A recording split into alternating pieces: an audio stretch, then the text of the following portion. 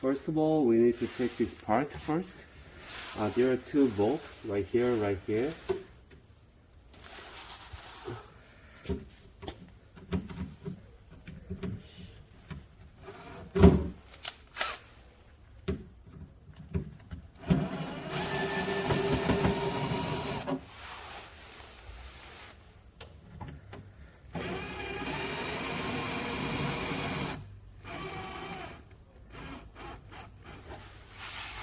And take this off like this.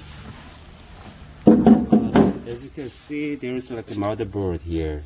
You need to take this output off, everything. Each output, take it out.